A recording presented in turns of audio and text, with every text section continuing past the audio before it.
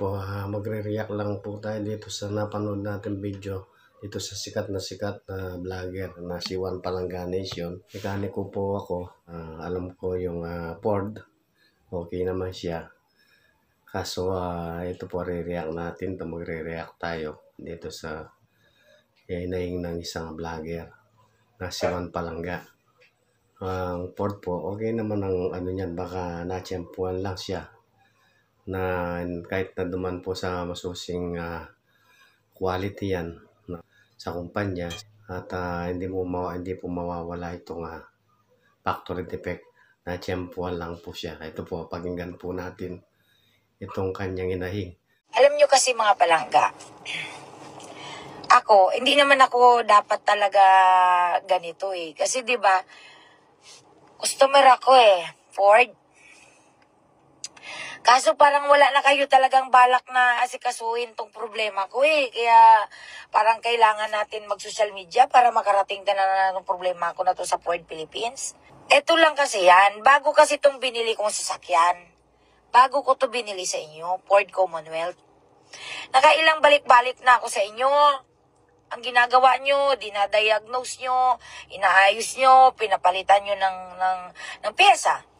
Kasi may pinalitan kayo So bakit?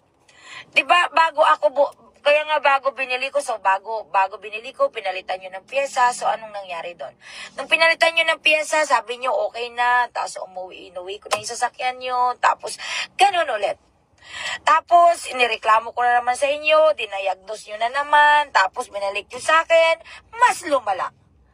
Tapos ngayon, tumatawag ako sa customer service nyo, sasabihin, idadiagnose ulit. Tapos dahil ganun ang protocol nyo, tapos ayusin nyo, tapos ibabalik niya ulit sa akin. Ganyan po yung talagang protocol ng isang kumpanya. Hindi po talaga madali yan. Marami pa pong dadaanan yan. Tulad nung talagang gagawin pa lang po. Kukunin nila kung paano nila maayos. At tatawagan ka, schedule ka para dalhin mo yung sasakyan doon.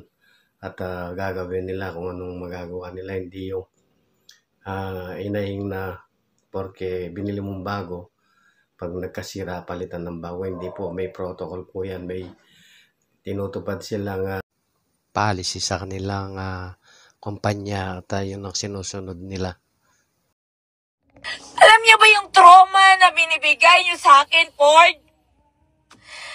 Magbabayad ako sa inyo 1.3 million for this territory. Isusoli ko na itong sasakyan nyo. Kung ayaw nyong i-replace, isoli ko na itong sasakyan nyo. Kagad yung isosoli. Hindi naman po ganun yung pag kinuha mo ng sasakyan, tapos pag hindi mo nagustuhan, may sira, isoli mo. Hindi po ganun yung batas dito sa Pilipinas. Pag kumuha ka ng aayusin nila kung ano man naging diferensya ng sasakyan. Sa una, tatawagan ka, i-complain mo. Kaya nga nandito meron kayong pinag-usapan at may karapatan mo na sabihin yung sira at karapatan din nila na sabihin sa'yo na gagawin yung inahing mo.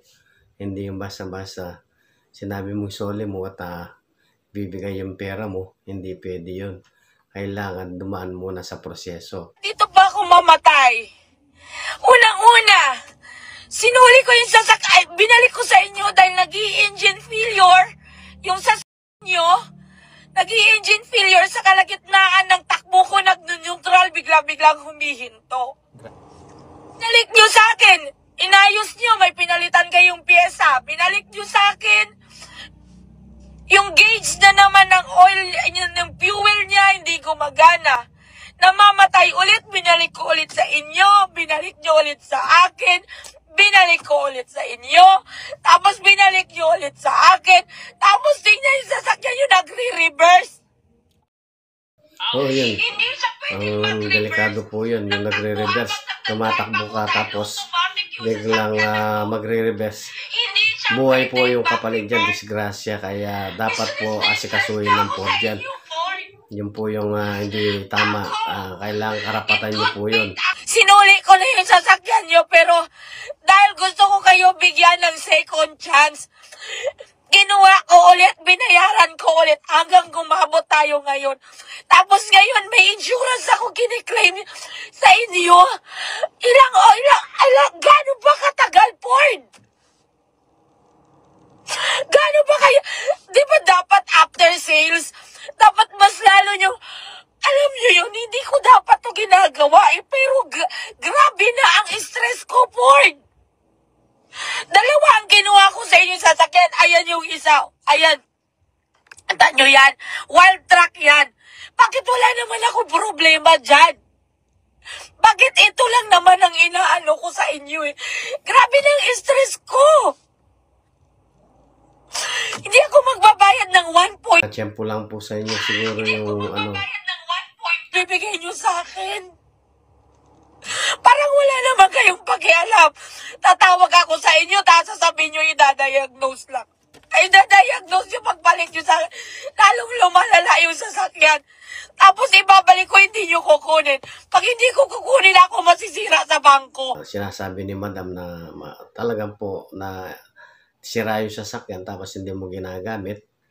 Tapos binabayaran mo, masakit po sa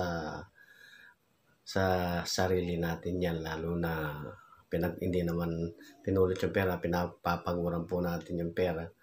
Yun nga lang po ang nararamdaman ngayon ni Madam na talagang masakit para sa kanya. Parang awa nyo naman. Siyempre, magbabayad Gawa siya sa nyo naman ang bangko, paraan. sira yung sasakyan.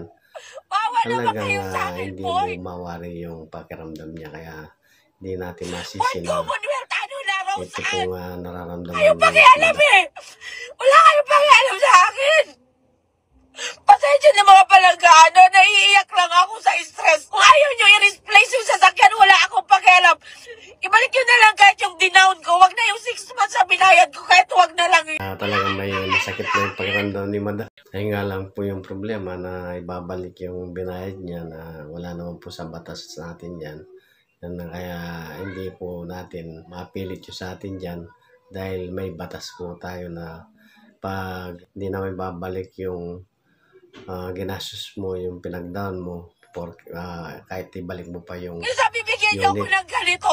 Territory, brand new ang binili ko. Bakit parang mas malala pa yata sa second hand yung nabili ko? Ay, wala kayong bal. Hindi ko sinisiraan yung Ford. Wala akong sinisiraan lang. Ang inaano ko lang, bakit ganito yung nabili kong sasakyan sa inyo? Bakit ayaw nyo di ba? Hindi lang ito una, pangatlo na to. Binasa ko yung terms and condition nyo. Ayan po, may laban po kayo sa common law yan. May rights ka po kayo dyan at may rights din yung may-ari dyan. Ngayon po, sa sinasabi nyo na 4 na beses nyo nang pina-check up yung sira, lalong lumalala. May laban po kayo dyan. Pwede kayo mag-ano sa DTI na i-consulta nyo sa kanila na pwede kang magsampa ng demanda para makuha mo yung sinasabi mong karapatan. Yan po yung nakalaman dyan sa common law na yan na parehas na karapatan nyo, pero po yun po nakalagay na pang-4 na